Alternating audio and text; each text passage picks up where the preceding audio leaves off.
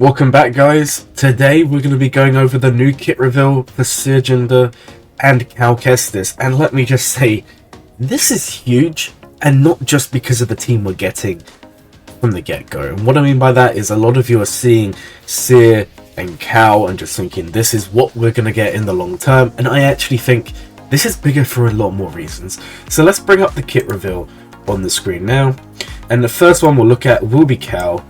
And when we look at Cal's kit, honestly, it looks very, very good, right? It looks decent, although I had this conversation with someone in my guild and I kind of said to them, and they said to me, this does remind us a little bit of Bad Batch, where there are some mechanics in the working, but we just don't really have the team. Obviously, we haven't tested yet, but for argument's sake, we don't have the team to take advantage, and one of those is actually the use of accuracy up.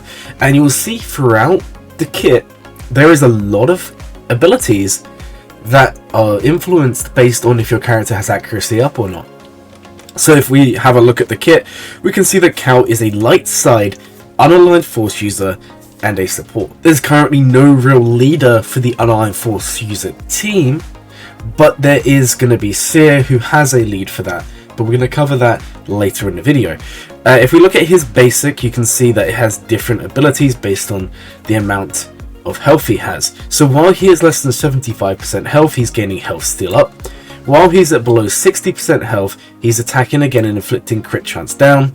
And while he's at 40% health, he attacks a third time and inflicts daze. Not bad at all. Then we have Help Me BD1, which dispels all debuffs in target ally, and then they recover 45% health. If the target ally is at full health, they recover protection instead, and if the target ally is full health and full protection, you give them critical hit immunity. If target ally is light side, give them accuracy up, and like I said, accuracy up is something that's going to be appearing a lot throughout this kit. We then have special number 2, Not So Fast, and this is a Zeta.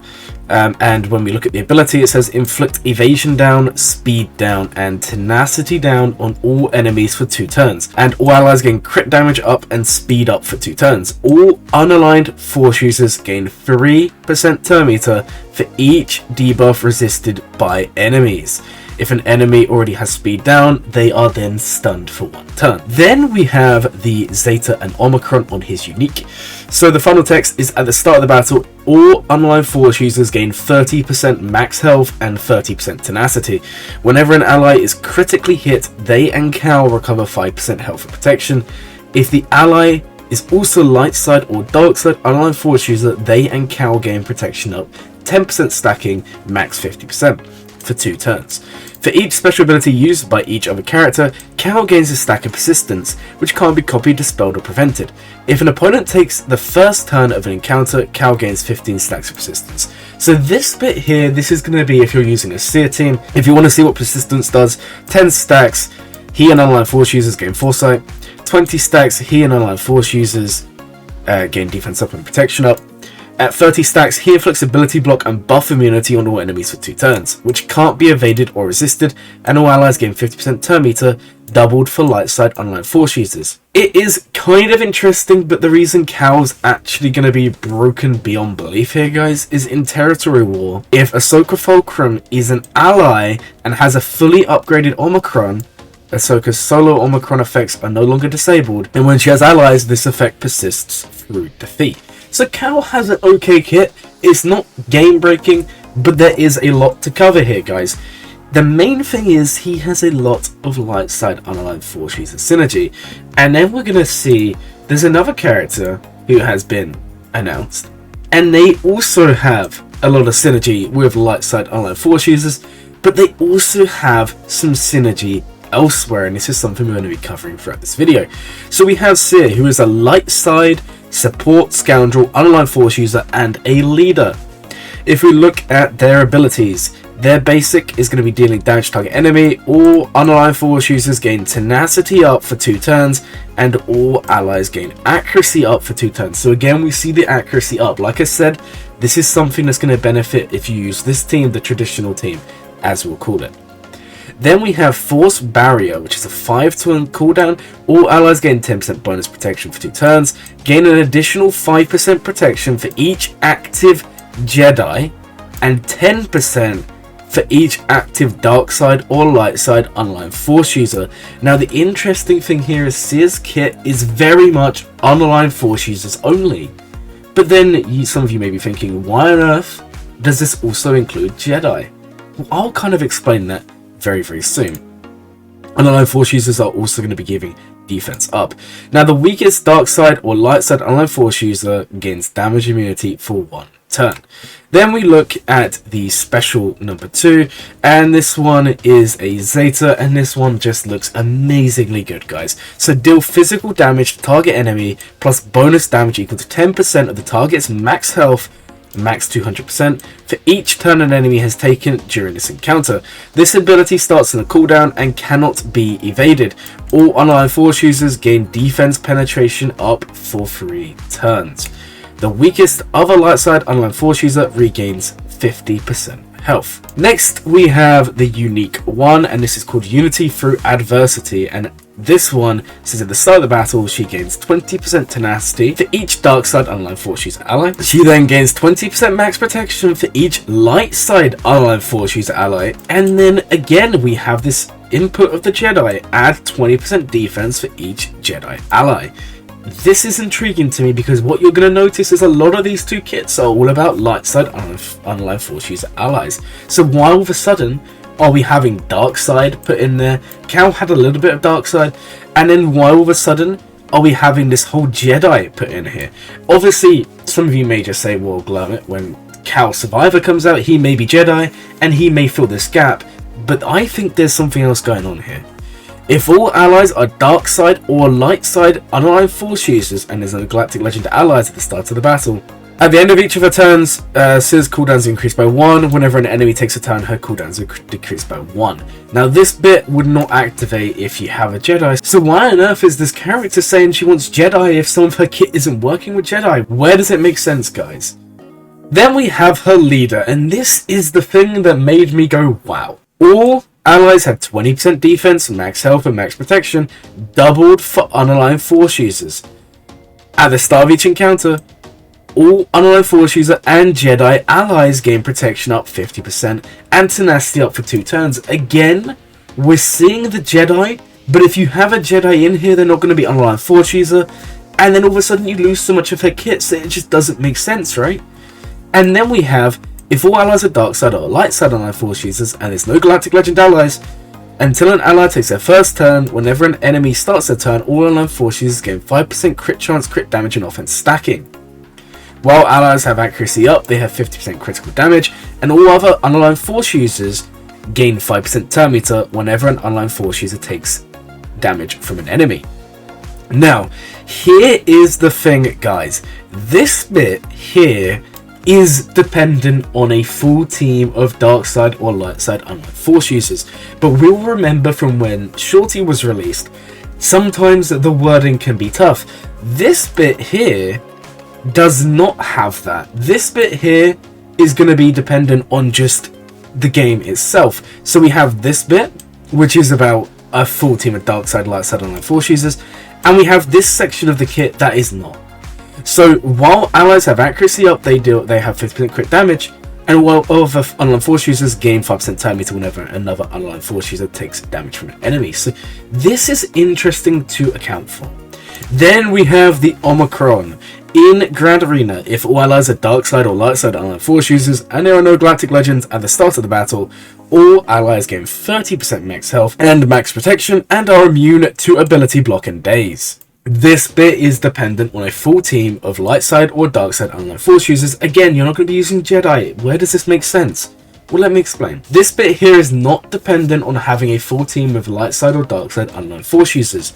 At the start of the battle, all unaligned force users and Jedi allies gain protection up instead. Notice how it says instead, because it doesn't have this bit because you're not using full unaligned force user lineup. For each instance of damage any unaligned force user deals to an enemy, they gain 10% offense stacking for 2 turns. Until an ally takes their first turn, whenever an enemy starts their turn, all unaligned force users gain 10% critical chance, critical damage and offense stacking until the end of the battle. Whenever an ally dispels a debuff, they recover 15% health and protection and gain advantage for 2 turns. Whenever an ally dispels a buff, they recover 15% health and protection, and at the end of their turn they gain foresight for 2 turns. Now guys, what does this all mean? Well, firstly, you're going to be very surprised by what I say here. Cere is not going to be used with Cal, not in my mind. Yes, I think you can use her there, and I think she's going to be amazing. We'll see testing, likely from Arnold and some other people this week, and that'll be great to see. But I think her place is with Starkiller. And now hear me out, guys. Some of the kit will deactivate and won't work, but when you use her with Starkiller, especially in Grand Arena, you're going to be making up for what you miss. So if we go back through the kit, you still get the accuracy up, which gives you the crit damage, it gives you all of the crit chance and all of that fun stuff. You're still getting the bonus protection. So if she was in a full unaligned force user team and you said it was a light side team, because remember Cal, if you're using her and him together, there's going to be some limitations on what you can do because there's many light side focused. But for example, in a light side or dark side online force user team, we'd be looking at around about 20% protection, around about the 5% protection, or sorry, 10% bonus protection for the unaligned force user here. Now, here's kind of the interesting thing, right? In a Starkiller lineup, everyone's going to gain the 10% protection. Then you're going to gain 5% for the Jedi, and then you'll gain 10% for herself and for Starkiller, right? Obviously, Starkiller teams have a Sith, and I'll kind of get there in a second here, guys.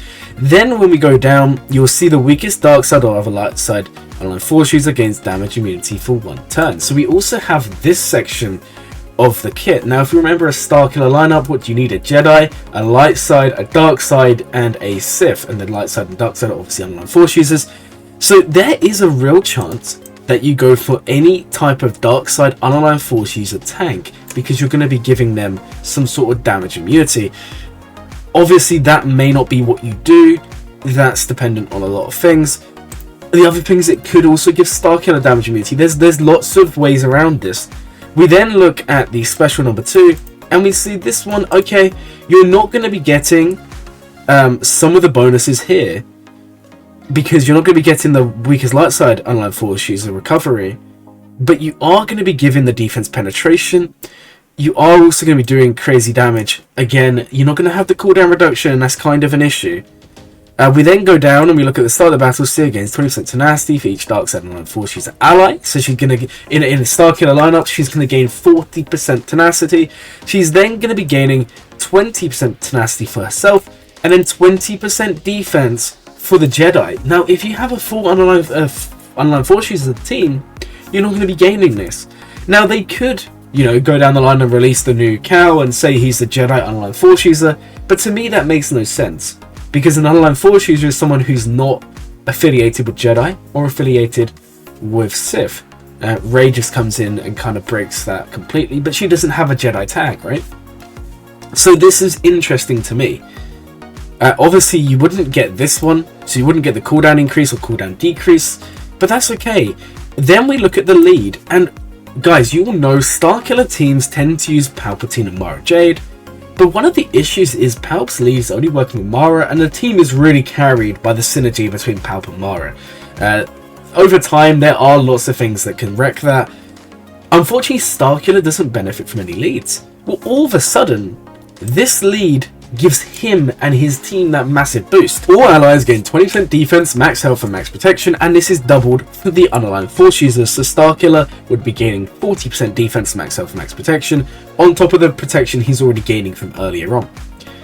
All unaligned force users and Jedi allies gain protection up 50% and tenacity up for 2 turns. Then we scroll down a bit, and remember guys, this bit will not be activating, remember, but this bit will be. While allies have accuracy up, they have 50% critical damage. All other unaligned force users gain 5% turn meter whenever an unaligned force user takes damage from an enemy. So you have the turn meter gain, you have the accuracy up on Cere's basic, and not to mention you have the damage immunity she can apply, and now all of a sudden Starkiller is gaining 50% crit damage. Obviously this would still apply in a normal unaligned force user team, but I hope you guys can see where my brain is going with this. Then we have the Omicron, right? And remember, guys, the first line of this will not activate. But let me just switch to the game, and let me just show you why that doesn't actually matter. Let me just go to my roster here, and we'll look for Starkiller, and it's literally in the first line of his unique for Grand Arena. Sorry, it's not even his Grand Arena, it's just the first few sentences of his main unique. If Starkiller has exactly one Jedi, one light side online Force user, one Sith, and one other dark side online Force user, all allies gain the following bonuses. Immune to daze and stun. And then we go back and we look at the Grand Arena Omicron here. Well, this makes you immune to ability block and daze. But you're going to be immune to daze anyway, and then you're going to be immune to stun. So it's just whether you want to have the trade-off for lack of ability block. But do you see where I'm going with this, guys? You can kind of patch the weaknesses in Cere's kit as soon as you put a Jedi in by having Starkiller in the team. And note that wasn't even his Omicron. It's kind of crazy. I thought it was, but it's not. His Omicron's going to be giving the Taunt. His Omicron's going to be giving some other bonuses here as well. And then we kind of go back and we look at the kit, and we can see at the start of each encounter, all online Force user and Jedi allies gain protection up instead. Now remember, you're already gaining protection up from other areas of the game. So then, for each instance of damage any online Force user deals, they gain 10% offense stacking for 2 turns, until an ally takes their first turn. Whenever an enemy starts their turn, all online Force users gain 10% critical chance, critical damage, and offense stacking until the end of the battle. Whenever an ally dispels a buff, they recover 15% health and protection and gain advantage for 2 turns. This is just crazy to me, guys, and obviously this team wants to be slow. Now, down here, it does say, works well with Kestis. But I'm going to be honest, guys, I think the plan going forward would be to try her with Starkiller. I mean, what's the worst that can happen? Maybe we find out that this is just useless. But there is so much here. Obviously, the issue you're then going to face is if you put Starkiller in, all of a sudden you're possibly going to go faster. But even if you mod these characters for 0 speed, so for example, we don't know Cere's speed yet, but let me just give you the example of my Kanan. My Kanan is modded for 0 speed because I used him in Starkiller lineup. I like having him slow, right? So even with the 70 bonus speed, he's only at 185. The chances are you're still going to be outsped. There's a big difference, 115 to 185, but 185 speed is still extremely slow. I mean, that's slower than a lot of new characters that come out. So just because you do go down this route and you have Starkiller in there giving you speed, that doesn't necessarily mean you're going to ruin the mechanics of not having turns. If we just have a look at Starkiller's base speed, which I'll have a look on here for you guys, on swgo.gg, and if we look up Starkiller here, his base speed is only 162. So then you add on the 70, he's still only going to be about 220, 230 speed, and a lot of the time your opponent's going to be going before you. It's very, very interesting. I don't know what you guys think. Let me know down in the comments. Do you think this is a good team? Now, we've kind of covered the whole Cere team, and I've kind of covered why I think she'll be good with Starkiller. But what does that leave us with this guy, Cal? I mean, Cal, surely he needs Cere to do well, and, you know, they're recommending we use him with the likes of, where are they listing it? It's up here, there we go. With REY, Commander Ahsoka? No. With REY, Ahsoka Tano, Kylo Ren, and Barriss. And yes, we can kind of see that. But then I'm thinking, there is something even better we can run here. Because remember, guys, Cal also has a lot of bonuses with light side online Force users. If we go back down to his unique, this just says all online Force users gain max health and tenacity, and whenever an ally is critically hit, they recover health and protection. Now, this is the interesting thing. What meta team at the moment, as of making this video, is based predominantly on light side online Force users? And there's only one answer there, guys, and it is the REY team with REY and Ben. Now, REY Ben, I've kind of said it on my streams and my videos before, I kind of think she doesn't really work at her best potential in a Resistance lineup. I think that's quite outdated, and a lot of those Resistance characters are going elsewhere with Zori, for example. So what do we do there? Well, you have the potential now to put Cal in a REY team, and all of a sudden, Ben and REY are gaining 30% max health and tenacity, and then whenever they're critically hit, they're regaining max health and max protection back, right? And then if they're also a light side of dark side and a force user, they and Cal gain 10% protection up stacking for 2 turns. This is kind of huge, guys. Remember, if you can't kill REY, then Ben cannot die, and if Ben cannot die, then REY cannot die, because it's the whole force dyad thing. So this would really, really impact those counters, because if they're constantly gaining protection up, unless you take a team in that can one-shot them, in other words, prevent revives, such as General Skywalker, then you're going to be constantly stuck behind REY. This is very, very interesting to me, guys. Obviously, you wouldn't get these stacks straight away. You would still get them over time, but you wouldn't get them just naturally, right? Because, like we said, you start off with 15 stacks by playing the game normally, but there are so many interesting things here. The fact that you gain accuracy up, now obviously this is a Cere thing, so ignore this, guys. Like I said, maybe this is just the normal team you use. I just always, when I see characters like this, I like to try and piece together things that could also possibly work. And then I did some looking into things. Remember, guys, the Omicron does activate Ahsoka Fulcrum's Omicron. And then I was kind of thinking, well, where's the GL lock? Unfortunately, I say not unfortunately really, but we look at Cal, it just literally straight up, he just activates Ahsoka's Omicron in Territory War. There are no caveats there apart from that. Then we'll go back into the game and we'll find Ahsoka Fulcrum, who I really wish was Relic, but she's not. And we take a look at her unique. There is no galactic legend limit on here. Okay, guys, the only thing is she cannot be revived. But there is no limit whatsoever. So you could, in Territory War, you could run REY, Ben, Cal, Ahsoka, and Ahsoka would get the bonuses, which is just beyond belief. Remember, Ahsoka goes absolutely crazy in Territory War, and that could honestly be an insane team to deal with. The only thing is, Cere does lose a little bit of the viability once you lose the Grand Arena Omicron. You're still going to be doing well, but I don't think her lead's as good as it could be in a Starkiller team. But there's so many possibilities down the line. I'm very, very excited for this. I honestly think these two characters could be a massive, massive boost for REY and a massive boost for Starkiller. And I hope that if anyone out there in the community who is testing, I hope if you see this video that you can at least test these teams for me. Please just try out Starkiller, try out REY, and just let me know how it goes. If you guys enjoyed the video, please let me know down in the comments what you thought. Are you hyped for these two characters? And if you enjoyed the video, please consider liking and subscribing. My name is Glurmit, and I hope you will have a glowing day.